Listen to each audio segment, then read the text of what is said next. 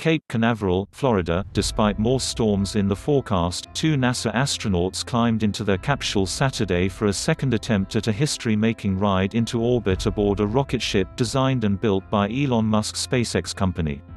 With the flight already delayed 3 days by bad weather, forecasters put the odds of acceptable conditions at 50-50 for the 3:22 p.m. liftoff of the 270-foot Falcon 9 in what would be the first launch of astronauts into orbit by a private company. Their destination, the International Space Station, 250 miles above Earth. It would also be NASA's first human spaceflight launched from U.S. soil in nearly a decade.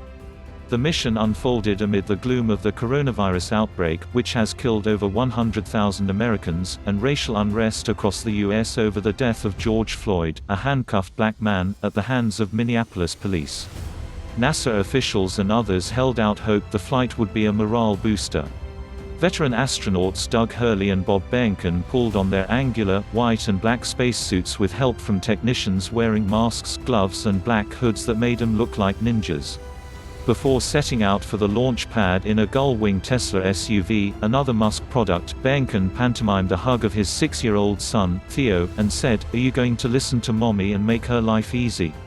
Hurley blew kisses to his 10-year-old son and wife. SpaceX and NASA monitored the weather not just at Kennedy Space Center, where rain, thick clouds and the chance of lightning threatened another postponement, but all the way up the eastern seaboard and across the North Atlantic to Ireland. Waves and wind need to be within certain limits in case the astronauts have to make an emergency splashdown on the way to orbit.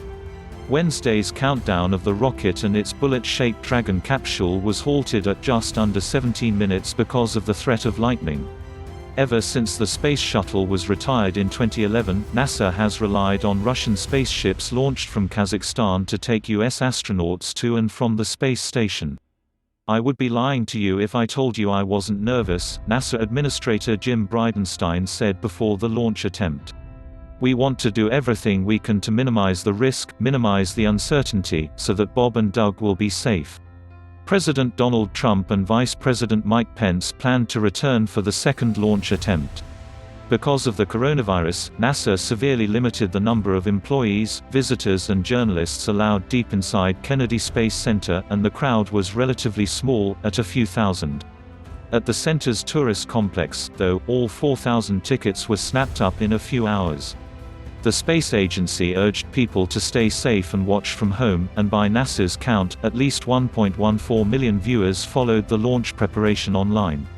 But spectators also began lining the Cape Canaveral area's beaches and roads. Signs along the main beach drag read, "Godspeed." Among the spectators was Neil White, a machinist from Buffalo, New York, who staked out a view of the launch pad from a park in Titusville. "It's pretty historically significant in my book and a lot of other people's books. With everything that's going on in this country right now, it's important that we do things extraordinary in life," White said. "We've been bombarded with doom and gloom for the last 6-8 weeks, whatever it is, and this is awesome. It brings a lot of people together." NASA hired SpaceX and Boeing in 2014 to taxi astronauts to and from the space station, under contracts totaling $7 billion. Both companies launched their crew capsules last year with test dummies. SpaceX's Dragon aced all of its objectives, while Boeing's Starliner capsule ended up in the wrong orbit and was almost destroyed because of software errors. As a result, the first Starliner flight carrying astronauts isn't expected until next year.